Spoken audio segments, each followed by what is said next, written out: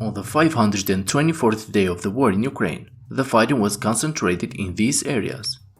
In Vremivka front, according to the pro-Ukrainian source Deep State, the counterattacks of the Russian forces towards Staromaiorske were stopped by the 35th Marine Brigade of the Ukrainian army. According to Deep State, the Russian army organized the counterattack using two groups, each attacking from a different direction. The first group of the Russian forces attacked Staromaiorske from the south, while the other group put pressure on the Ukrainian positions across the river from the direction of Urozhaine. Deep State, based on this footage published by the 35th Marine Brigade, stated that all the Russian attempts towards Staromaiorske were stopped and Russian forces ran away after taking heavy losses from the Ukrainian artillery fire. On the ground, Russian sources say that their situation in Urozhaine remains difficult, as the Ukrainian artillery does not spare the strikes over the Russian positions inside the village. Russian forces say that after the improvement of weather conditions, Ukrainian forces are now approaching Urozhaine from the west, trying to cross the small river that separates the two villages. Artillery and drone units of the Ukrainian army continue to hit the Russian rear, causing great damage to the Russian forces. In this video, Ukrainian drone hits a Russian BMP near the village of Zavitne-Bazhanya. On Svatove front, Russian forces do not give up their efforts to advance west of the Serebrianka river.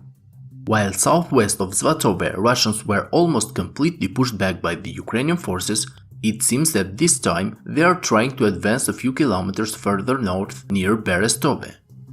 According to sources from both sides, the Russian army is attacking in large numbers in the direction of the Novoselivske-Berestove line, with the aim of cutting the road that connects Novoselivske to Berestove, a road which is a vital supply line for the Ukrainian troops in this direction.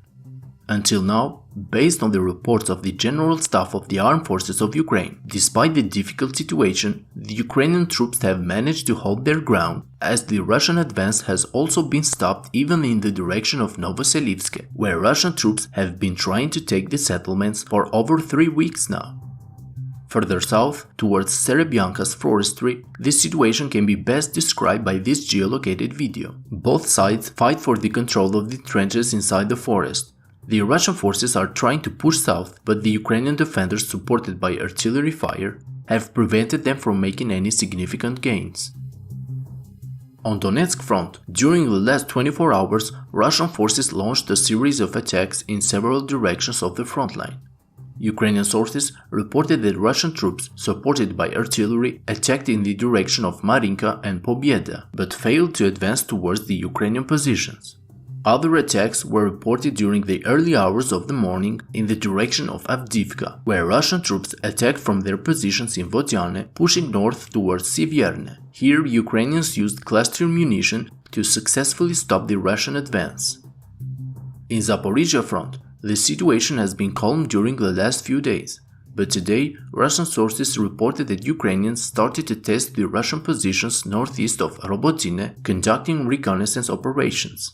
According to them, small groups of Ukrainian forces backed by HIMARS and Archer artillery systems quickly advanced near the Russian positions but left after meeting resistance from the Russian side.